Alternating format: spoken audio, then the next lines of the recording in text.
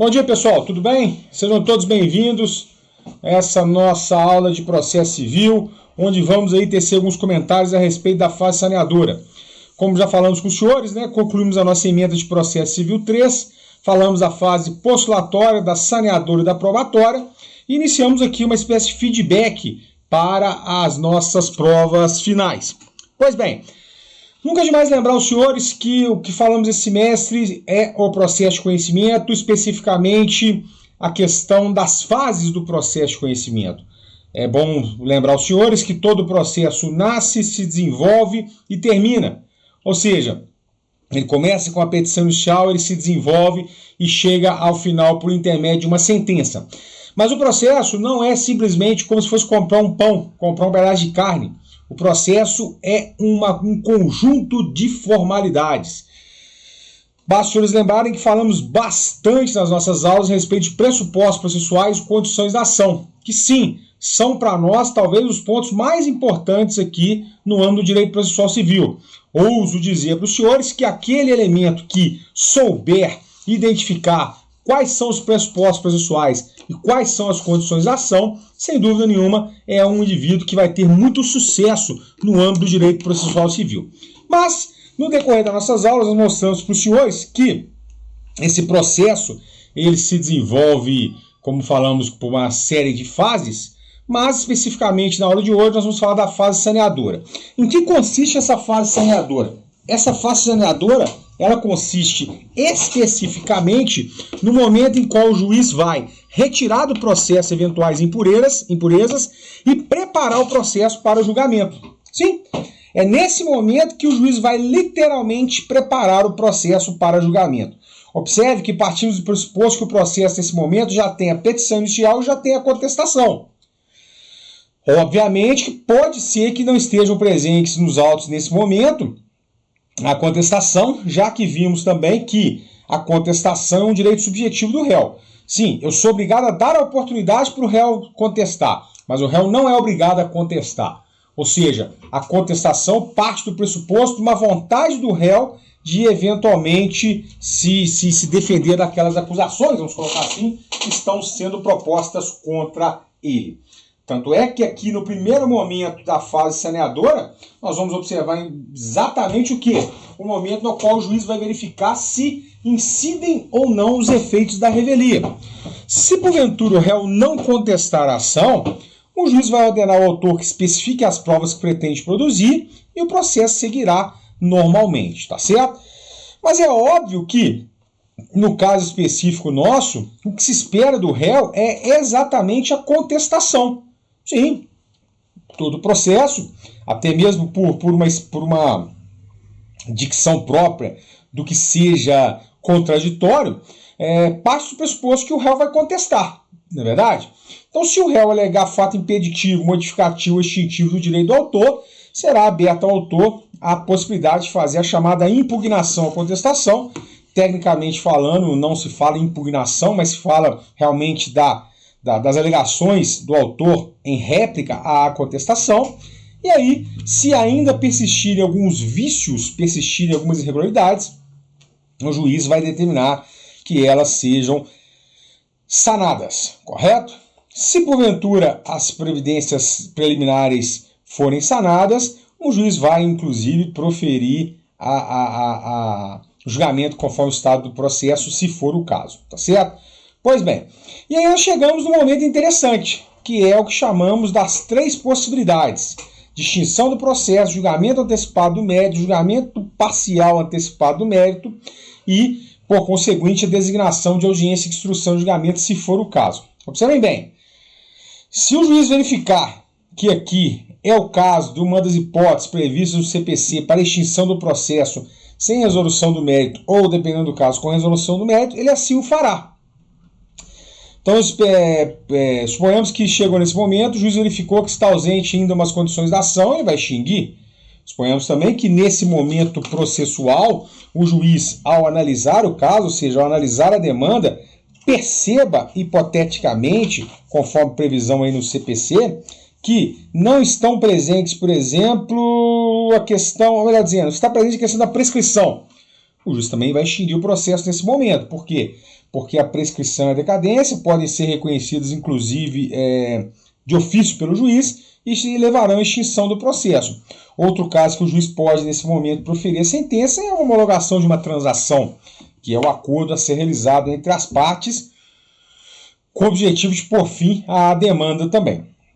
Então, observem que, se assim o for, o processo será extinto e estamos aí com o processo finalizado.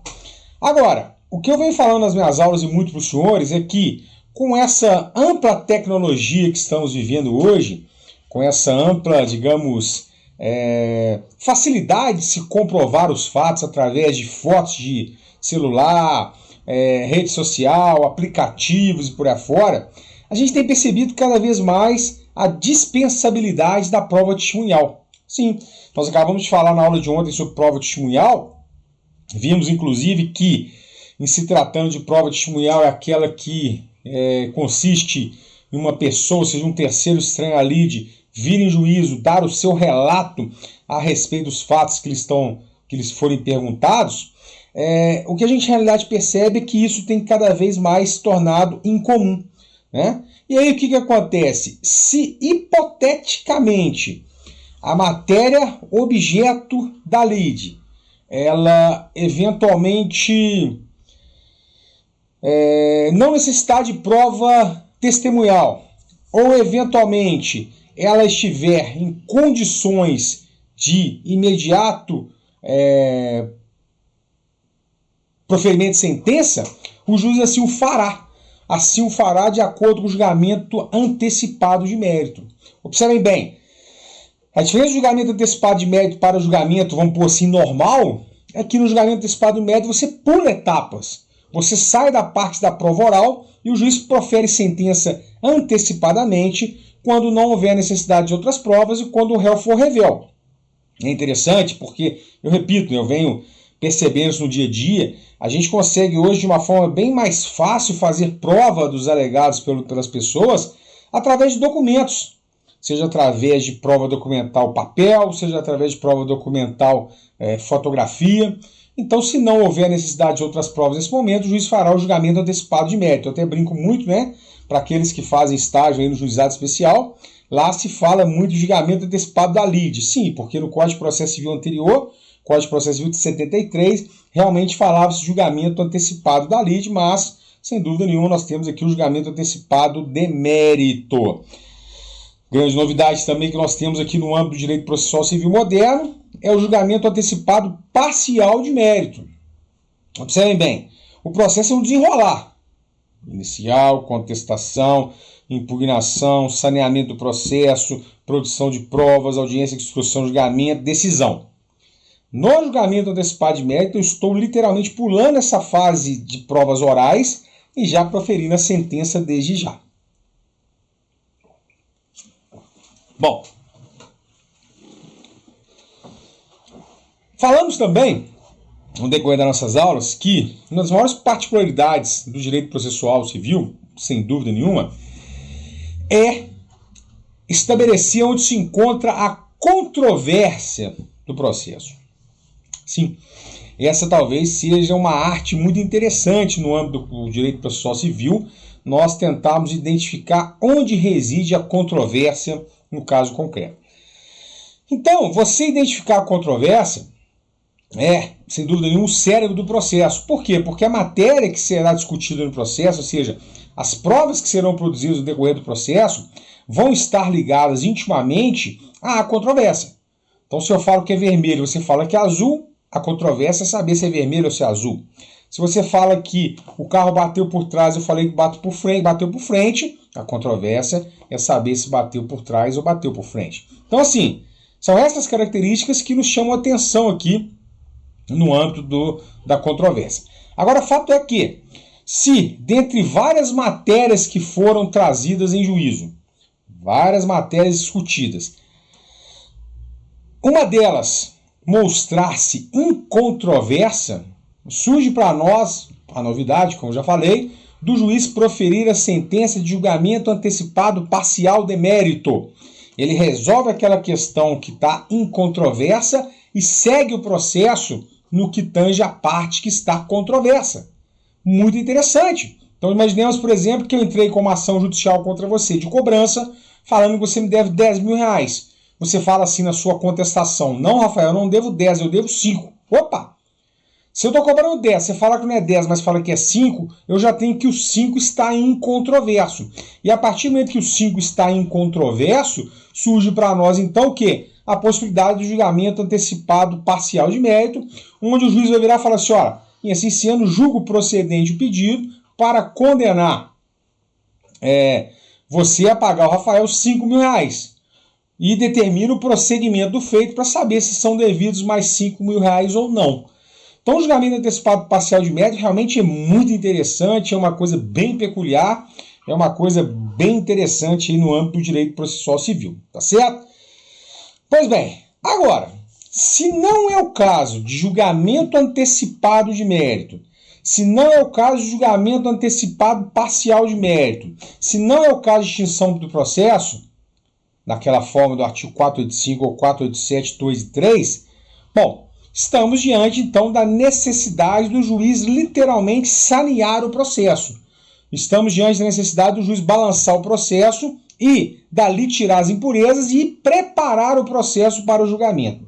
Chamo a atenção para os senhores que, se chegamos a essa fase de saneamento e organização do processo, parte do pressuposto que o processo não tem ainda condições de estar em julgamento, de ser julgado, melhor dizendo.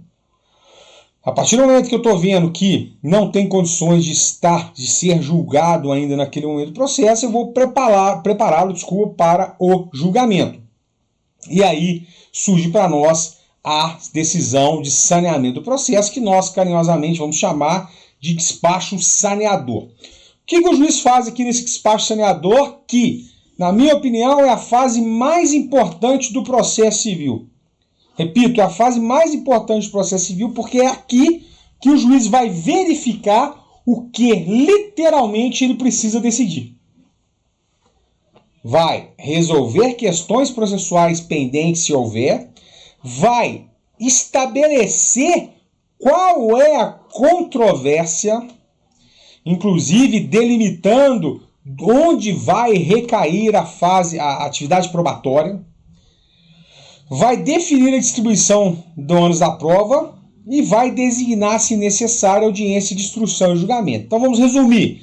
O juiz vai aqui, então, nesse momento, resolver questões processuais pendentes, vai estabelecer qual é o ponto controvertido, vai estabelecer quais provas que serão produzidas e vai, se for o caso, determinar a realização de audiência de instrução e julgamento. Então esse despacho saneador é importante porque ele vai delimitar qual é a atividade probatória daqui para frente. Ou seja, ele vai delimitar qual é a atividade probatória daqui para frente. Curioso. Por que curioso? Porque nesse contexto todo que estamos trabalhando aqui, nessa nossa revisão de aula de hoje, estamos percebendo que a principal característica da fase probatória, aliás, a fase saneadora, é fazer, ou melhor, é identificar onde está a controvérsia. Perfeito?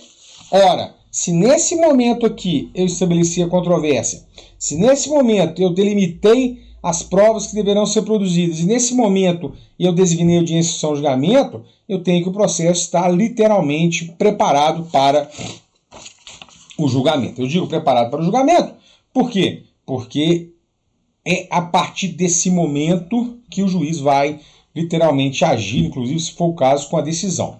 Observem que as partes podem pedir esclarecimentos ao juiz ou solicitar ajustes nesse despacho saneador, se assim o entenderem no prazo de 5 dias. Razão pela qual, se não fizerem esse pedido de esclarecimentos, nós temos que o despacho está estabilizado e o processo vai seguir. Repetindo, despacho saneador, fixar pontos controvertidos, deferir as provas que serão produzidas e, se for o caso, designar audiência de instrução e julgamento.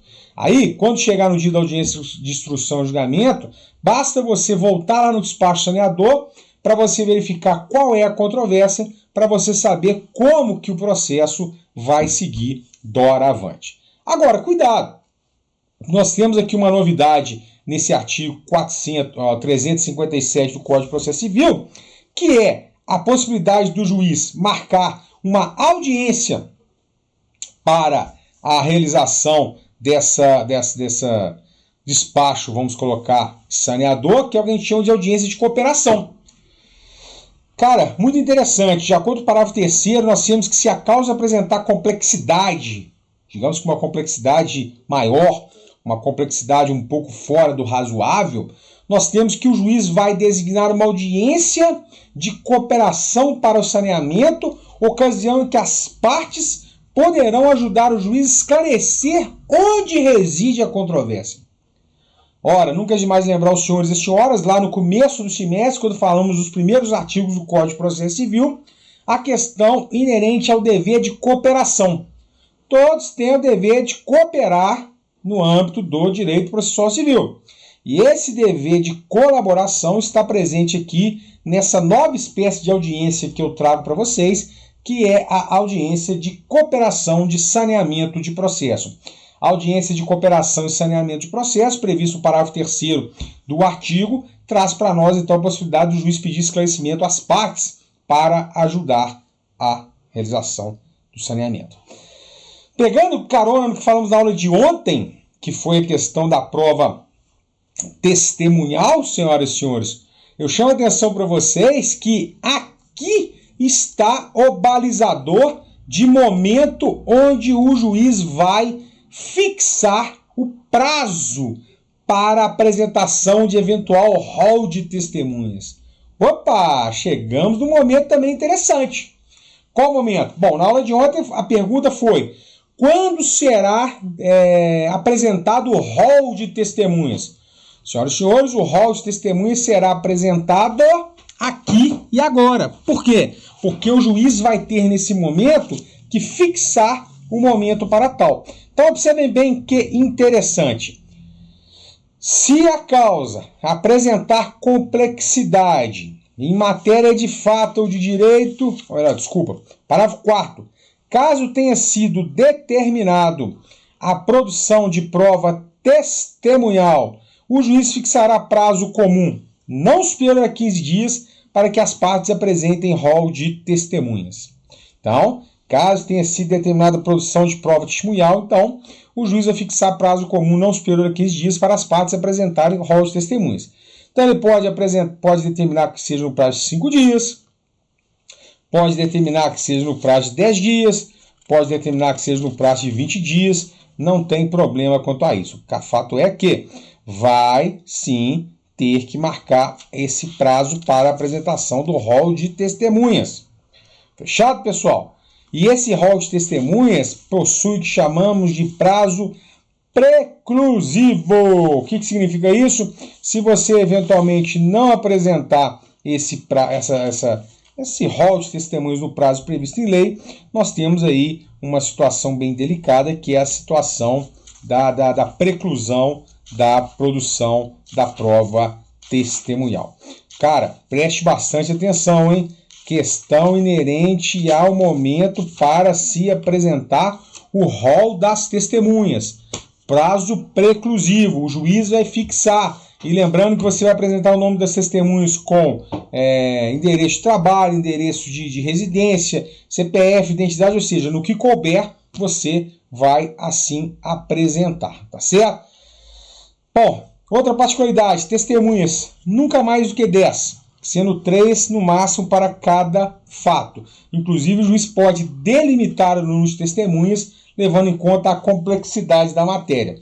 O que nós temos que lembrar é que o juiz é o destinatário da prova, razão pela qual pode o juiz limitar a realização, aliás, a produção de prova testemunhal. Agora, observem bem mais uma vez. Despacho saneador. 1. Fixar pontos controvertidos. 2. Deferir as provas. 3. Designar audiência de instrução e julgamento.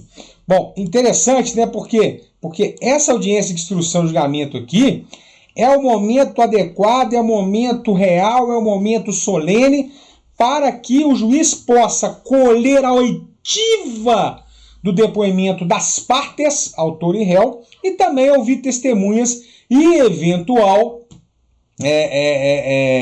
esclarecimento de peritos, tá certo? Conforme está aí na tela de vocês, não tenho dúvida nenhuma que no âmbito do direito processual, o momento mais importante do princípio da oralidade.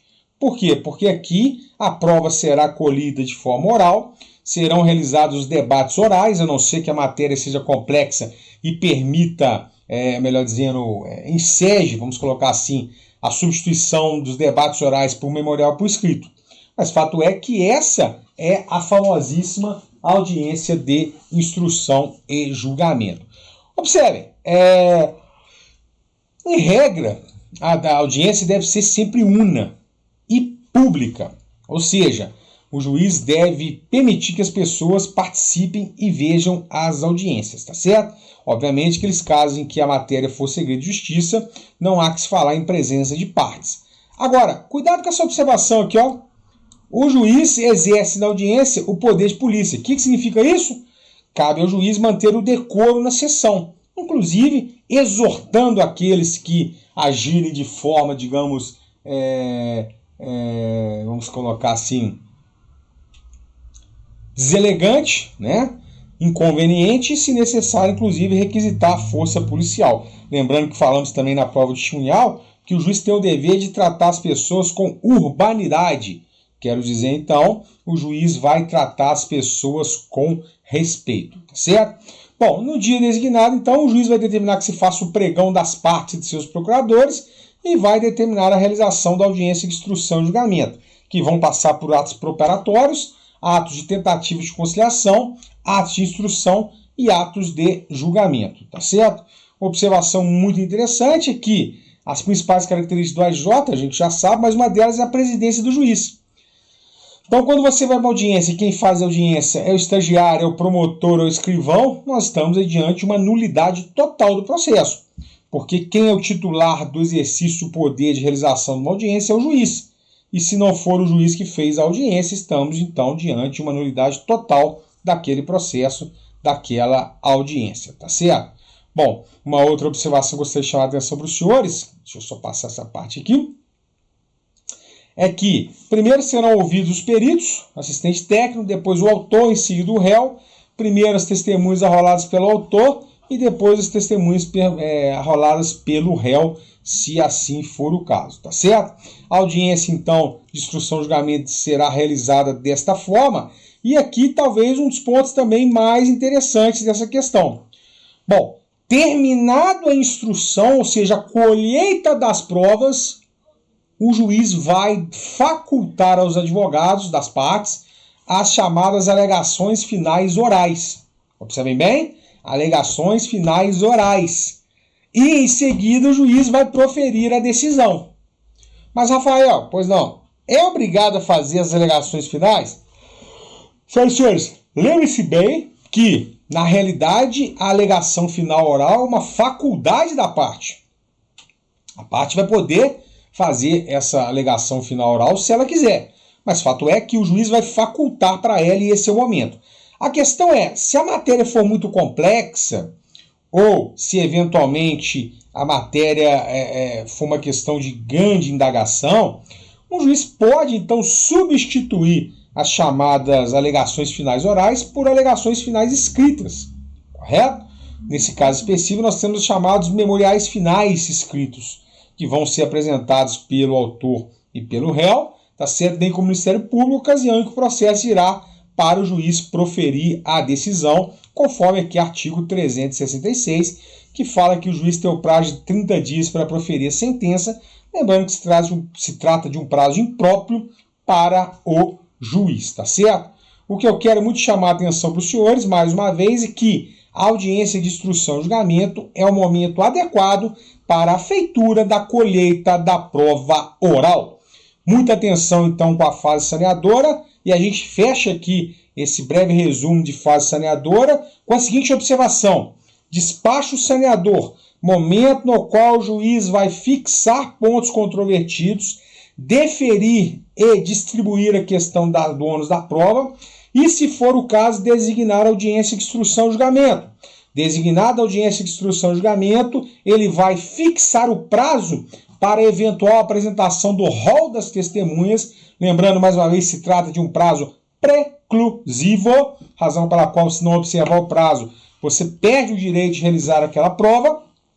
E, em ato contínuo, teremos audiência de instrução e julgamento, que será toda ela de forma oral. Inclusive, a novidade hoje pode ser gravada, né? O que tem adiantado é muito a realização dos atos processuais.